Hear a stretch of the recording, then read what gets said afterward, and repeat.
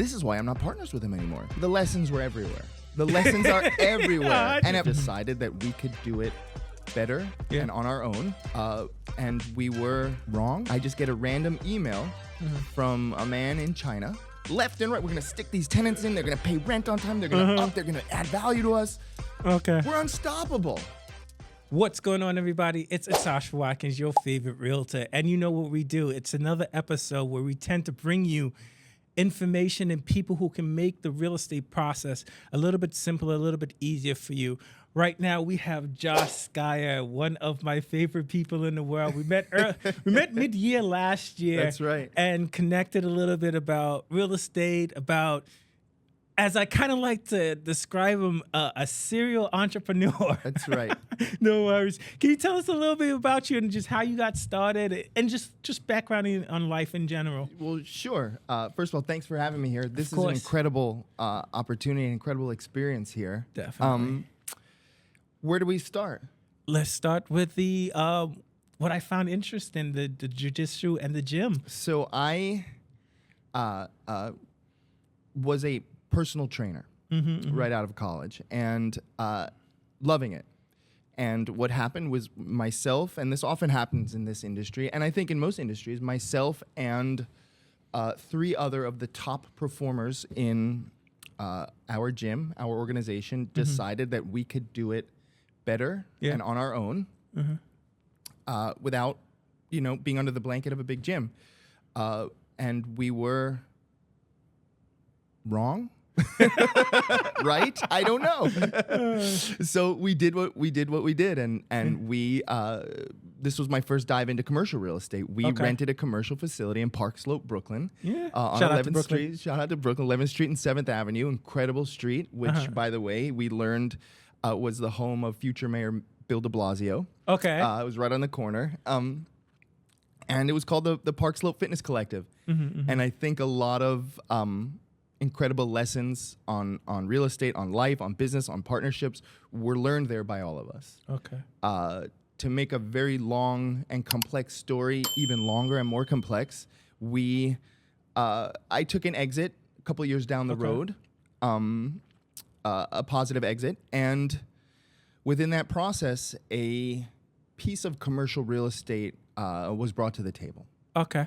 So a funny story is a former partner of mine had reached out and said, I'm selling this commercial gym. When you took your exit, I actually started a new gym under the same name, and now I want to take an exit, and I'm wondering if you'd like to purchase it. Okay. And I said, absolutely. And we were off to the races. Nice. What happened after that was I learned that this was some type of the ownership. He wasn't really the owner. He had an exclusive right to purchase, which he was going to flip me his exclusive right to purchase, right of first refusal in his commercial lease. Got it. Little weird. So before you go on, exclusive rights of purchase to exclusive rights to refusal. Yeah. Can you touch it and just And pardon me, excuse me if my language is off sometimes. Yeah. No, like fine. Winston Wolfe, I think fast, I talk fast. So Definitely.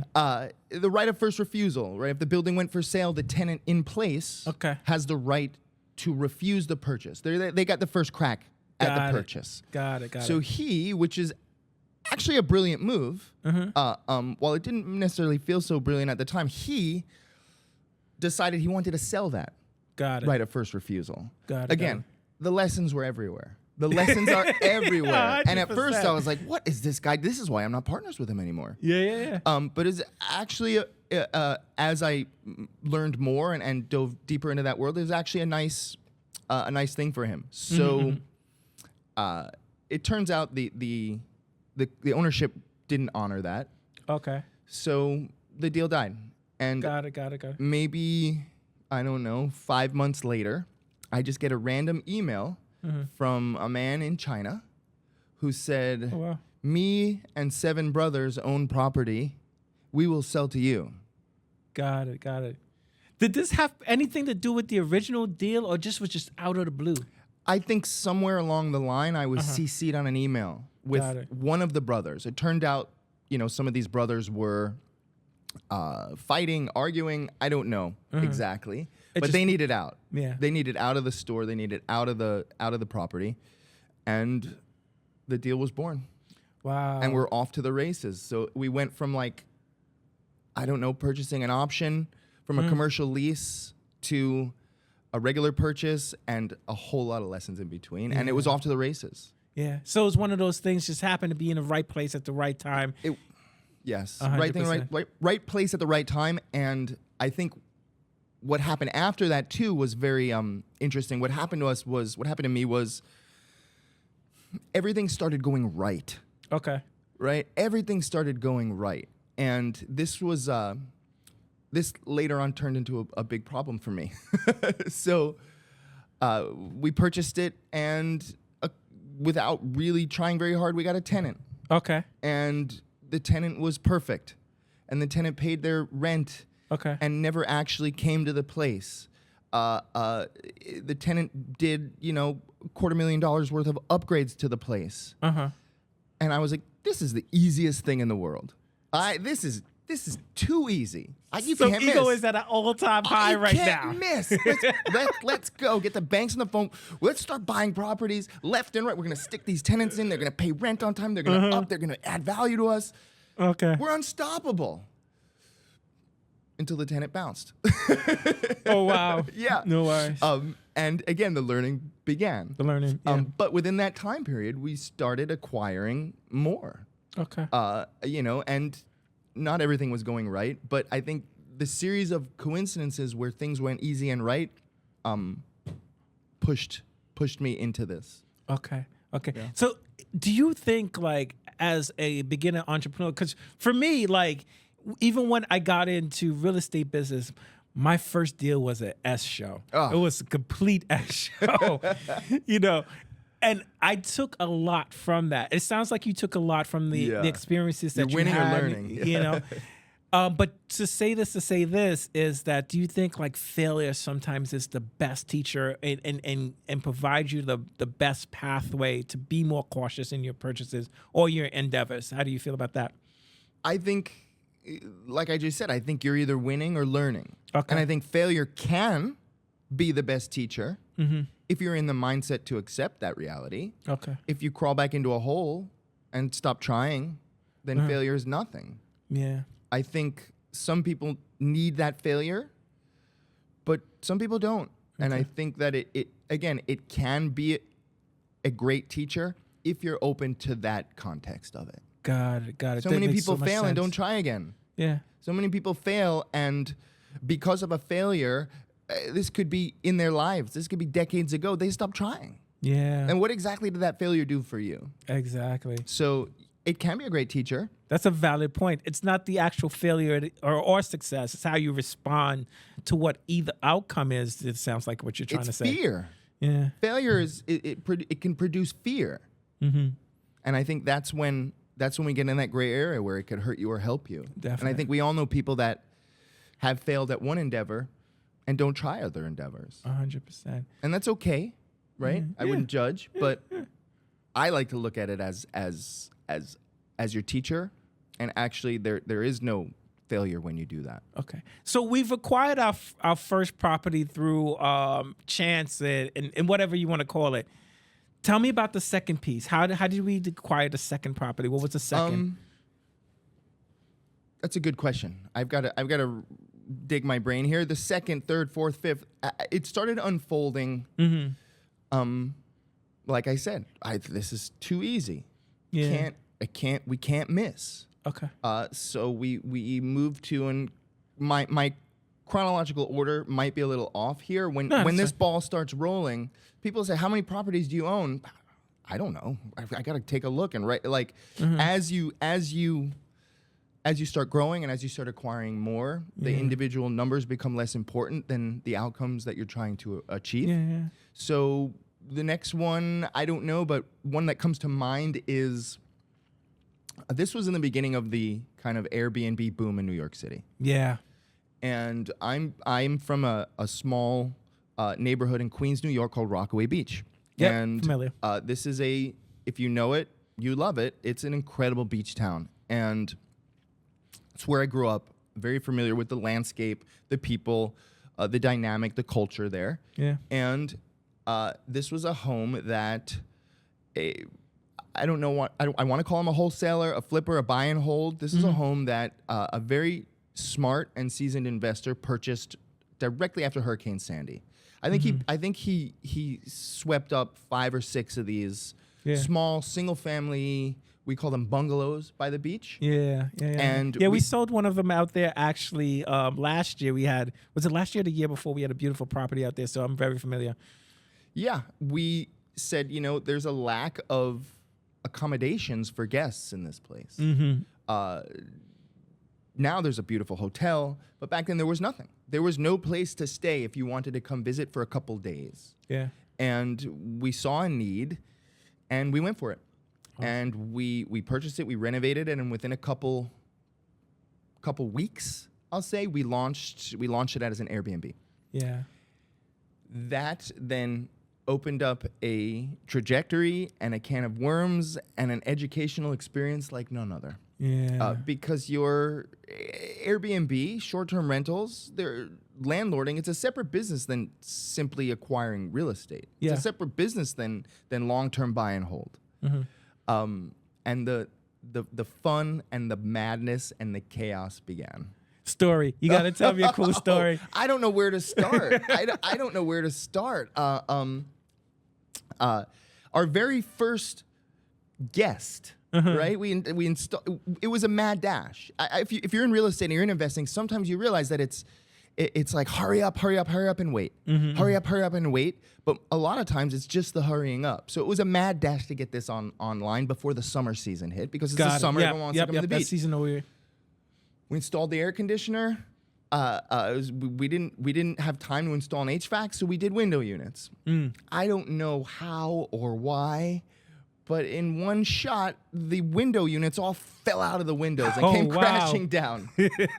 And we get a call from the guest. Yeah. All the window. And the guest was like, "Hey, dude, just want to let you know all the air conditionings fell off." What? And I said, "The air conditionings fell off." Sure enough, I go there, and he's there actually like hoisting them up with a screwdriver and reinstalling. Oh, wow. And it's a very funny story, but this person, we actually became great friends. Good. And this person wound up being one of the founding members of a company in New York City that exploded called Juice Press. And he's like, "Man, I'm used to stuff like this. Don't worry." And we're off to the races. And we became great friends. And he actually introduced me to some incredible clients that I'm working with today, actually this morning, called Platform Cannabis Advisors. Okay. They are a private equity firm who is backing the individual license holders to open up their dispensaries all over New York City. Legal dispensaries, medical dispensaries. And that is just the easy one, right? The same house, the next booking, if you do Airbnb, you know this, we had a bachelorette party. Oh. I have to take a breath. So, I don't know, is this like a G-rated podcast? No, not at all. Go for it, 100%. So what happened with this crew was they had a great time. They decorated the house with things that would be in theme of the bachelorette party. They went crazy. It was great. They were there for 2 days. When they checked out, we get a call from the cleaner. "We have a problem." Get out. I said, "Well, what was the problem?" You have to come look. I can't say it on the phone. It's too embarrassing." I said, "What do you mean it's too embarrassing? What is the problem? Can you make it here? Can you make it here? Okay, I'm on my way. Can you give me a heads up with what the problem is?" And she just said, "We have dicks on the wall." And I said, "Excuse me?" Right? And I'm thinking that I'm some kind of savvy investor at this point. Yeah. I said, what exactly did you just say to me? Like, what is that? Okay, hold on. We're there. So essentially what they did was they decorated, and they put stickers of male parts all over the wall. And sure enough, when they left, they left the stickers. Well, no, they took off the stickers. But the problem is they took off the paint with the stickers So now, all over the house. So now we have outlines of you could only imagine what all over the wall. house. Oh my Next God. guests are coming in about 2 hours. Full family. what? Yeah, kids, the grandma, everybody. And this is what we're dealing with. And again, this was a great lesson, right? Short-term rentals, long-term rentals, landlording. There's no such thing. You're a problem solver. Yeah. You're an advanced level problem solver. And the problems you get hit with are all lessons. And oftentimes, they're hysterical. If you can frame it like that. Well, not in the moment. They're not hysterical. But No, well, you could become hysterical. the afterthought. The After it's afterthought. calmed down and we solve the And problem. these are just some of the. And again, we grew this to. I believe at one point we had four standalone Airbnbs going, and we grew this to a point where these incidents were happening daily. Yeah. And you just become good at Solving the problems. at solving the problems. I mean, I got a call from the FBI about an international drug deal that happened at one of our properties. We had a pop-up illicit massage parlor at one of the properties. I look at the camera, I see dads from my children's school going to my property at 1 a.m. Something ain't right here. Somebody's getting some happy endings. Yeah, exactly. know, If I get assassinated because of this footage, you know where to find me. 100%. And this is just one, and I think for me, I decided that there could be a little bit more here. I could go a little bit deeper. Definitely. And so instead of solely focusing on providing incredible vacation experiences for people, I dug into housing. Got it. And actual long-term housing. Before you move on to that part, I just wanted to touch in on that, and then we'll move on to the long-term housing. How was it New York changing Airbnb laws that affected you guys, or did you just make the transition before that? No, we got busted. And we got busted big time. So there was like a gray period where New York had changed the law. Okay. And it was still a little bit unclear in true New York City fashion what the law was. Yeah. And we hired a consultant who said, what you're doing is totally legal. We actually hired two, what you're doing is totally legal. And, you know, it started catching on, and you looked in the area, and there was, you know, 683 available options. So we're like, well, this is obviously legal. And, you know, in our minds, we said, well, how could Airbnb actually process these if it's illegal? Yeah. You know, I don't understand that. Well, it turns out it was illegal. And they just weren't enforcing it. It's like jaywalking is illegal. Yep. Right? It was one of these weird things where it was like illegal but accepted. And to make a long story short, for whatever reason, they came looking at us. And overnight, one night, we had all of our facilities, our homes, our lovely vacation spots busted and raided by the New York City Office of Special Enforcement. There's like a New York City Airbnb police, we call them. Oh, wow. And they connected the dots. They put one listing with another, and they figured out it was you know, us behind them. Yeah. And yeah, so we changed those completely. Got it. But my dive into just regular like landlording and housing, it was while the Airbnbs were still going on without issue. Yeah. So you were already making, not the transition, I wouldn't say transition, but you were building upon each layer. So now we had the gyms, we have the Airbnb. Yes. Now the next natural step will be kind of more long-term lease and more buildings like that, correct? Yeah, so we went to multifamily. Okay. And it was great. It's all great. Again, it had its challenges. This was a home that burnt to the ground in a fire and was rebuilt. It was, and again, the adventures in this one are still unfolding.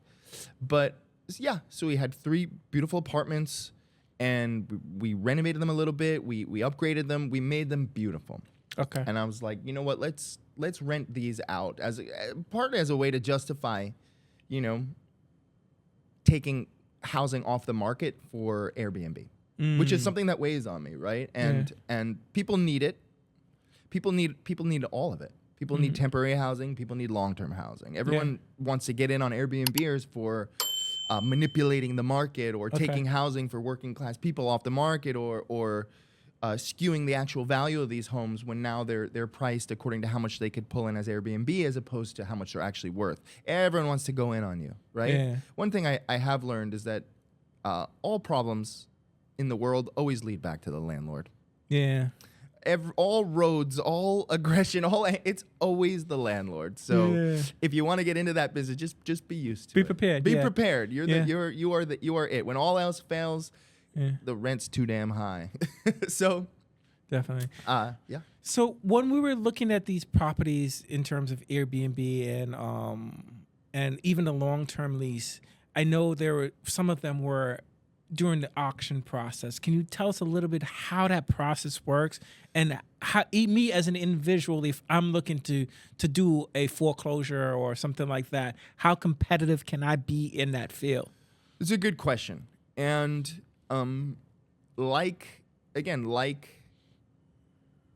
my first experience, I actually purchased a multifamily that was essentially an auction. In this particular case, it was I think it was owned by Freddie Mac or Fannie. One of the big time players owned the house, and it was like a silent closed door auction. So you could not go in.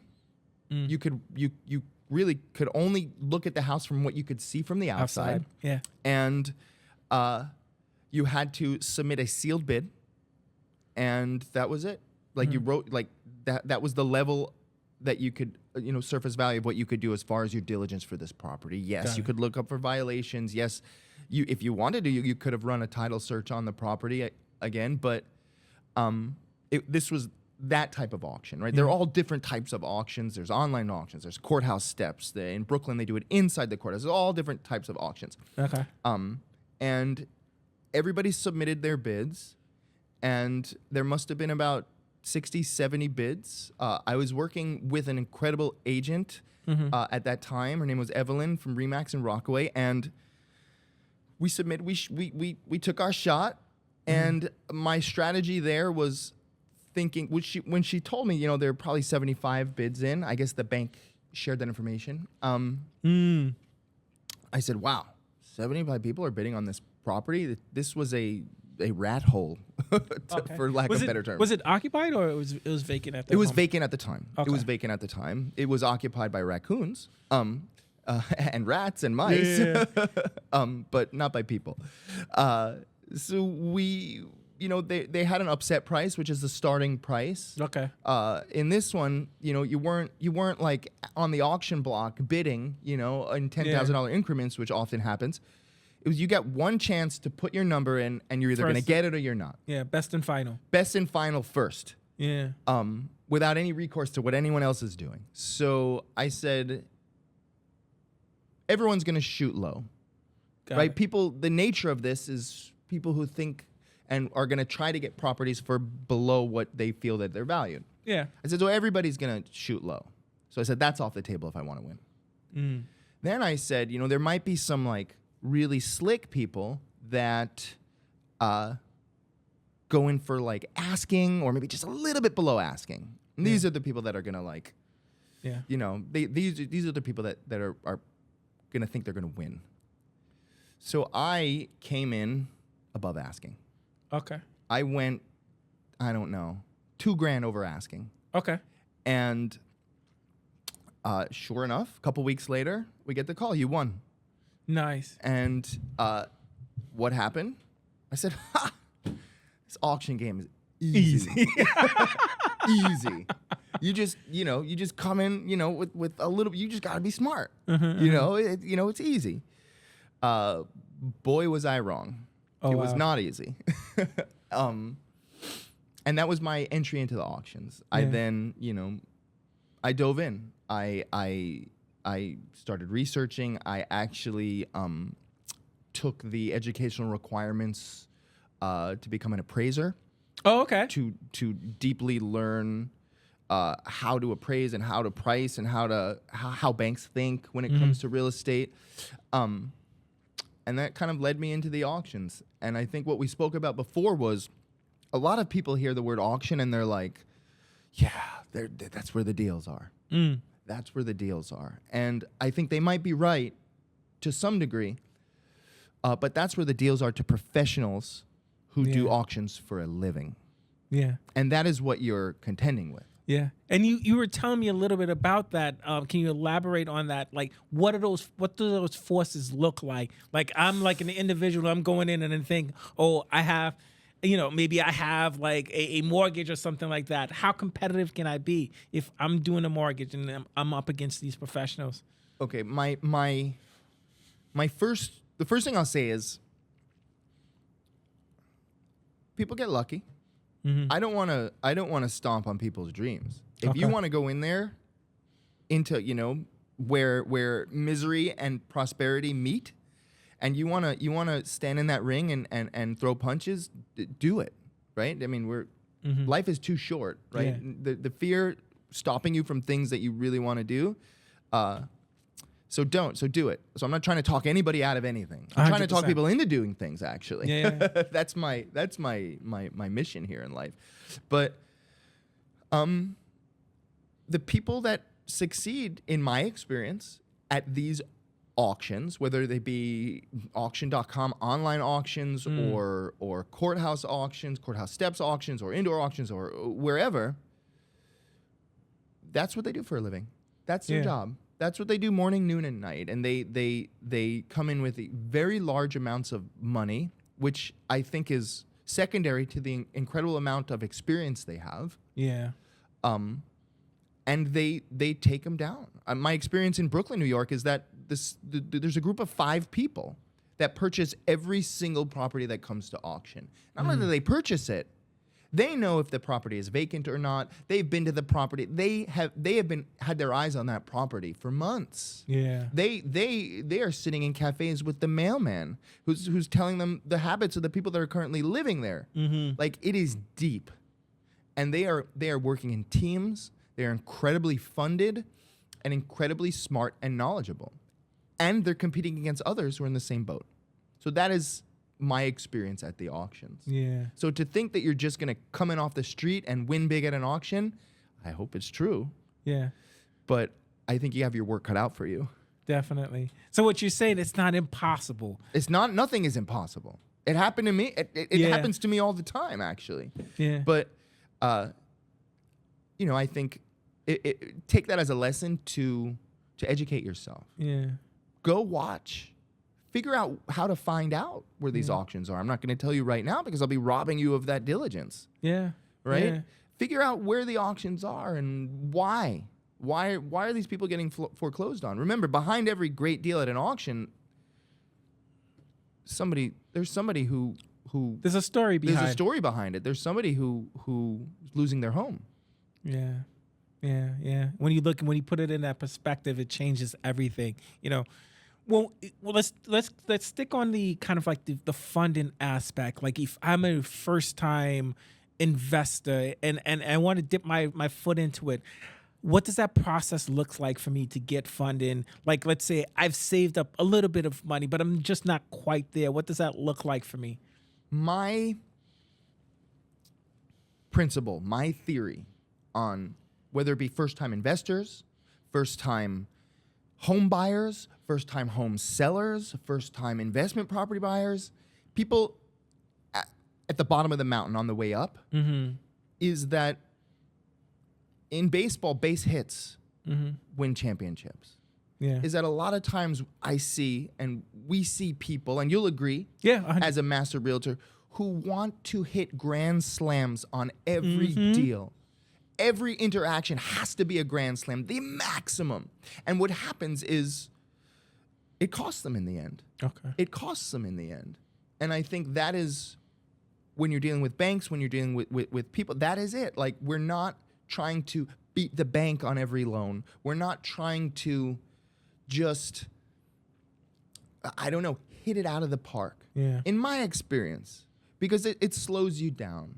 Your price today might bring in a certain amount of capital, and if that capital is invested correctly, might earn triple of what you would have earned holding out for that extra $10,000 for the cost of your home.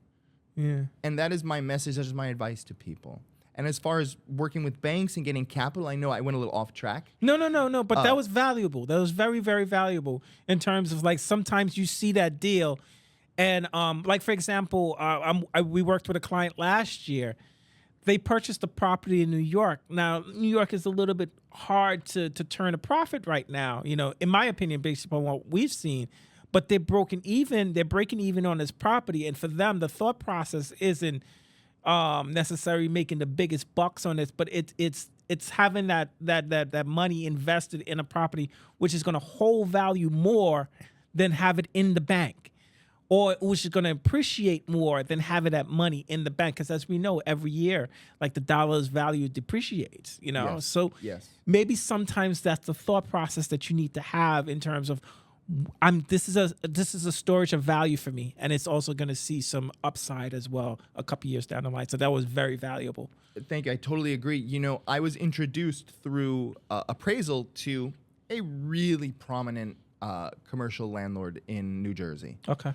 He said he told me, pulled me in his office. He said, look, you can't drive up the turnpike in New Jersey and pass an exit where I don't own a commercial property. Okay. From the beginning of New Jersey to Philadelphia. Okay.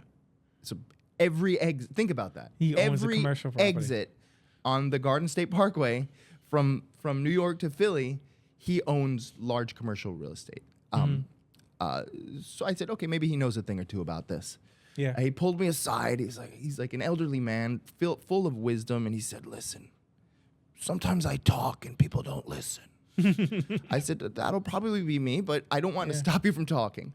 That's not true. I listened and I wrote down exactly what he said afterwards. He said this: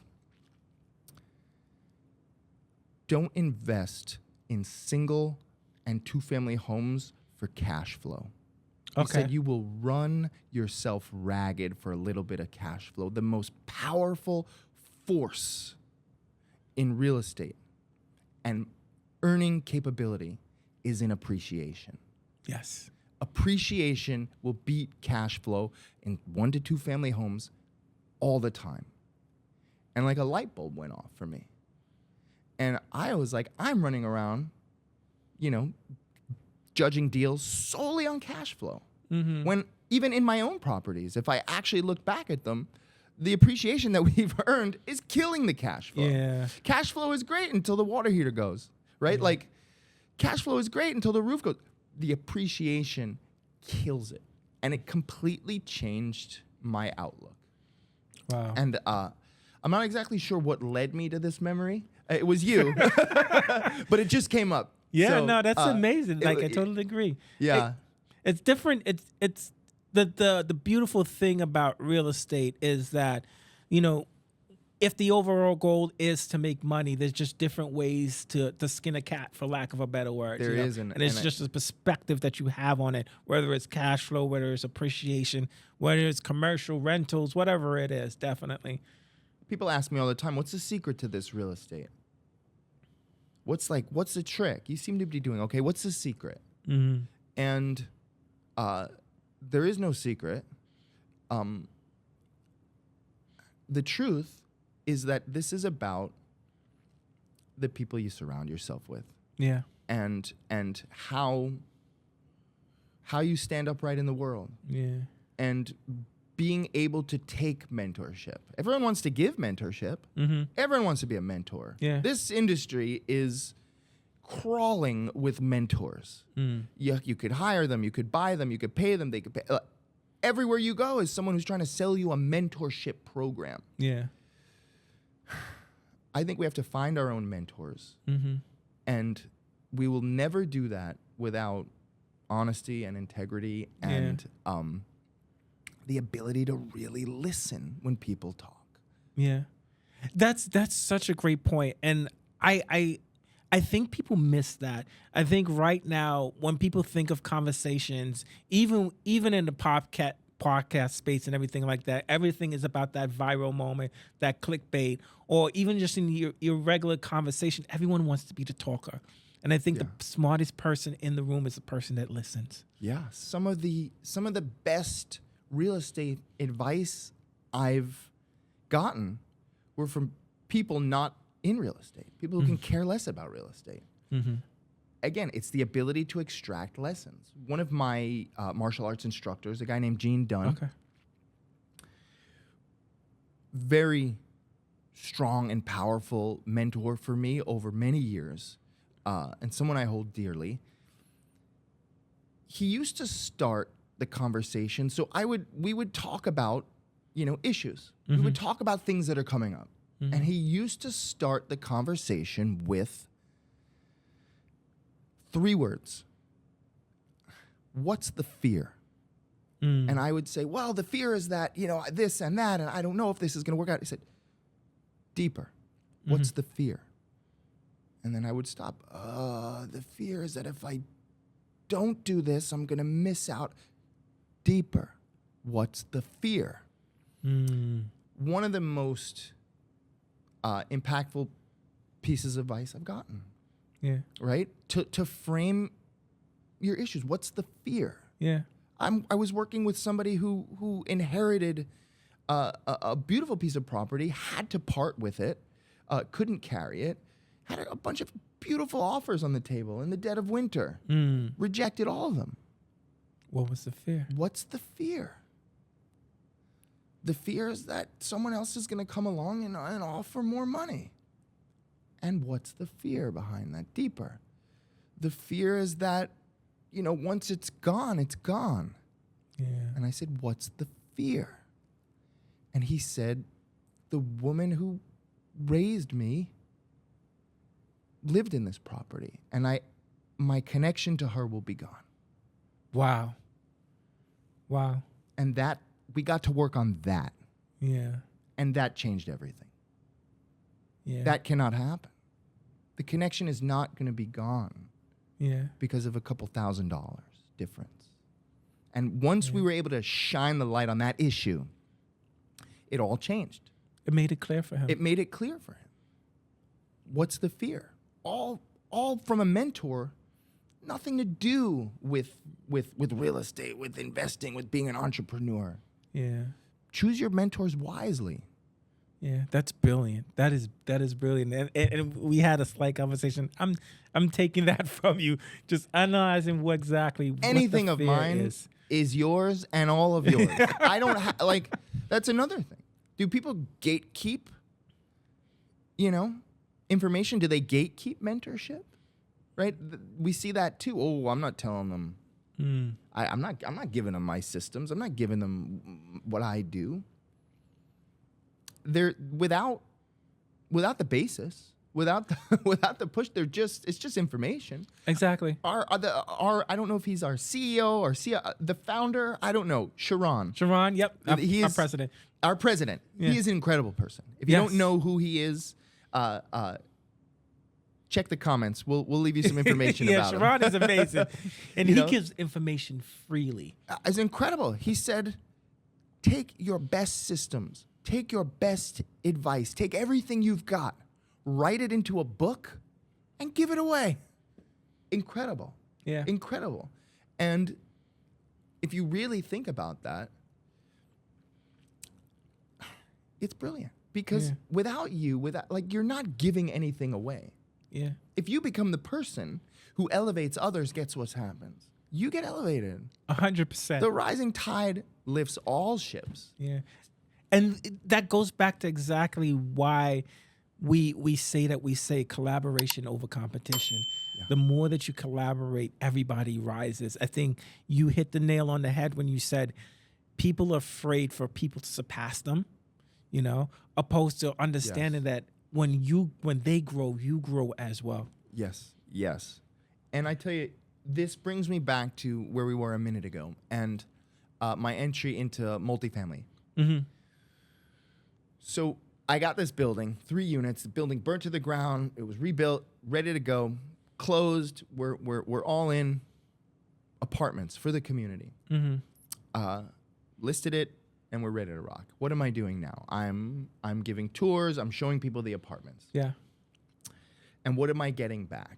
I'm getting a very kind of particular type of tenant that wanted to know if the cabinets were made from locally sourced wood. And if the energy efficiency rating of the dishwasher, is aligned with the current needs of the planet. Yeah. And, all kinds of stuff. I was like, I can't do this. I said, this is crazy. I've never seen entitlement like this. And people wanting to bargain and wanting to handle and I said, this wasn't the concept for this house. Yeah. I'm doing this to serve my community, to create housing in a quote unquote housing crisis. Yeah. So I put my thinking cap on, and it led me to a homeless shelter. Okay. And that was my entry point into the vast amount of programs that the New York City has for people in need of housing. And to make a long story short, fast forward a couple of years, we've moved about 20, primarily women and children, out of the shelters and into homes. Beautiful homes on That's the amazing. beach.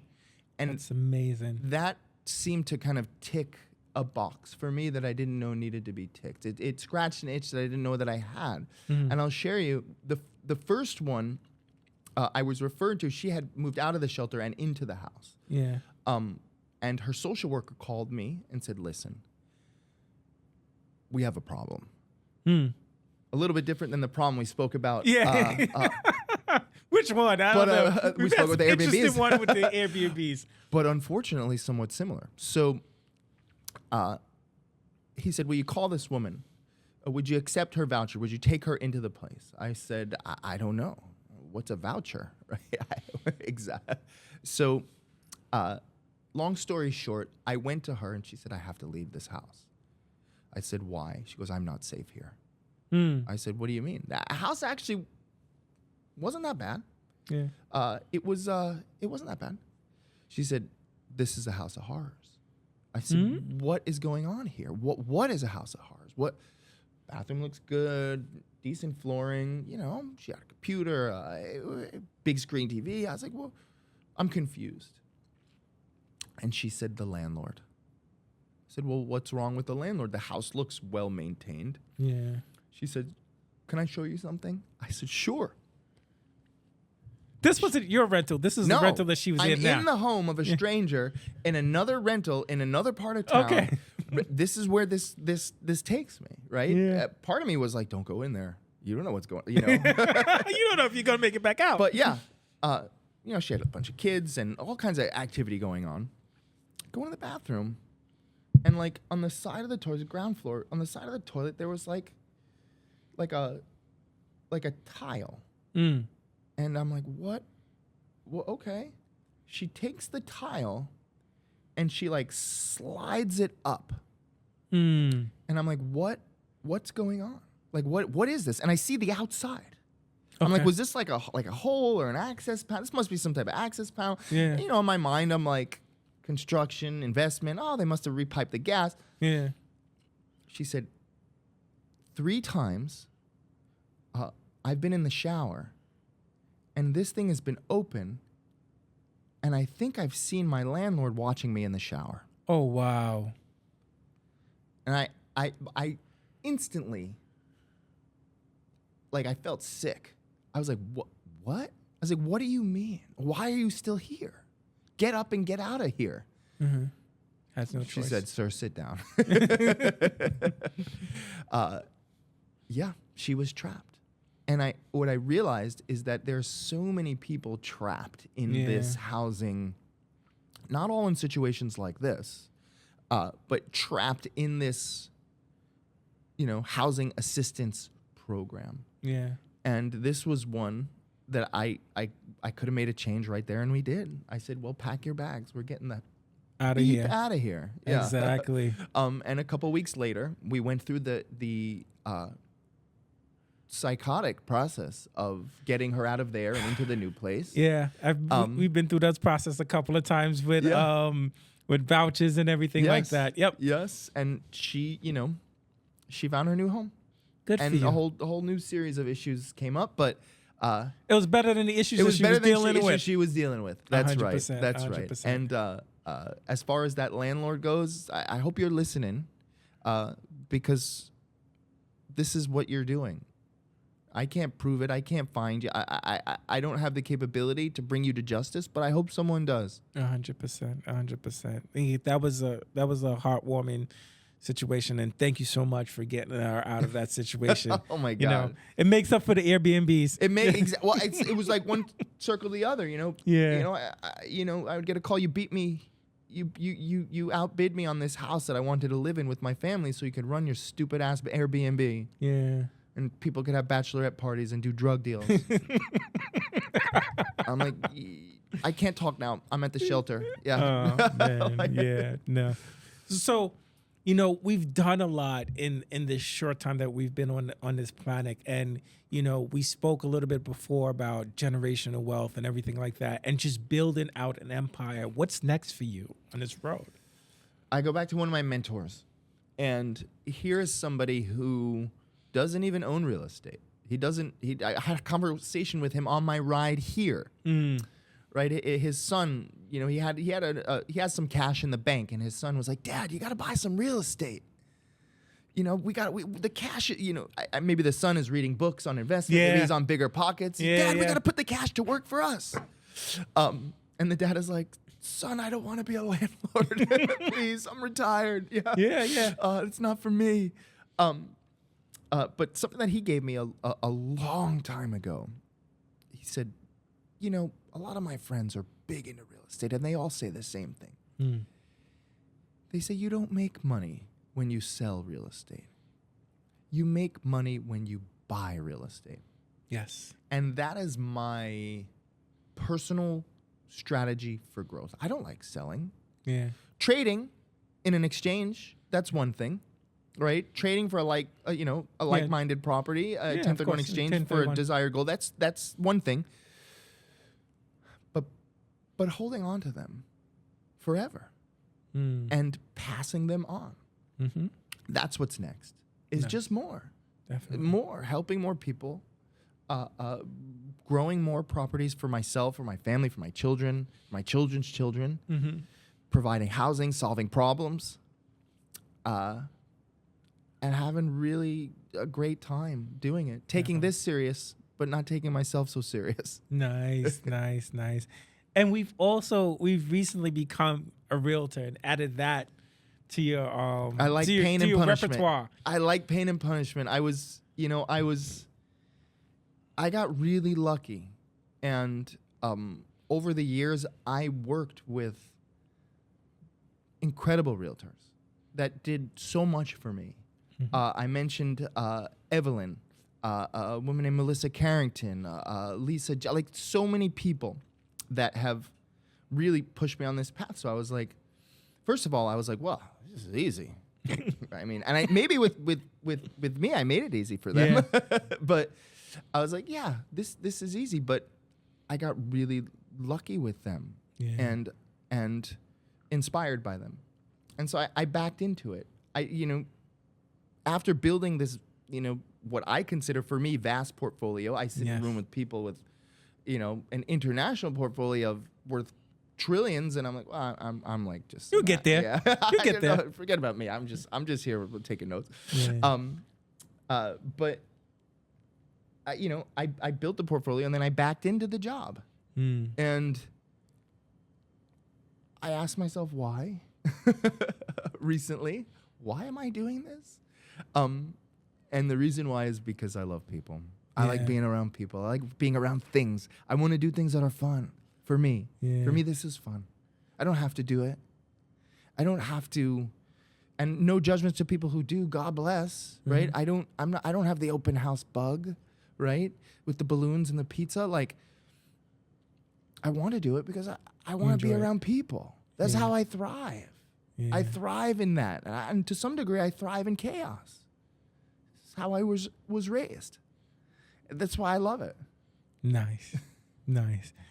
Josh, this was amazing. This was a roller coaster ride, and we've only scratched the surface of who you are, my friend. I hope this. Here's what I would like to see come out of this. Sure, Me sure. and you being the incredible person that you are. Thank you. I Building appreciate this whole thing here. Working on a dedicated podcast. Done. Dedicated podcast. Done. I want to bring in people who have disrupted things. Yeah. Disruptors of industry. And I like how these people think. Another thing I'd like to bring in, everybody wants the success stories. Yeah. Everyone wants to, this guy just made $600 million in real estate and in industry, and this guy teams and systems and this and that. No.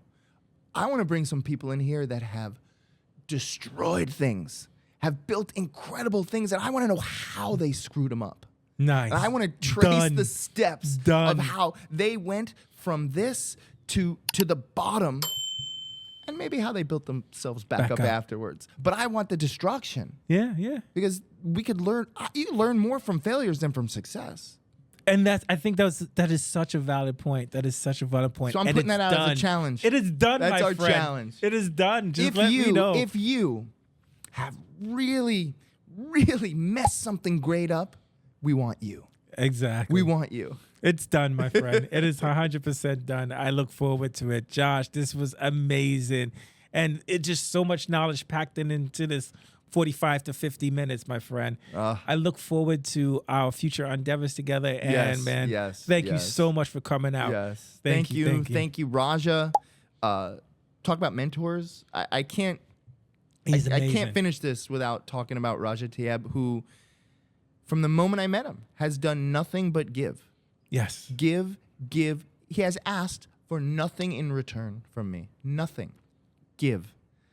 Thank you, Raja. Thank you, sir. Thank you, Tashwa. Anytime. It's Joshua Watkins. And as we do, as always, we bring you the best of the best.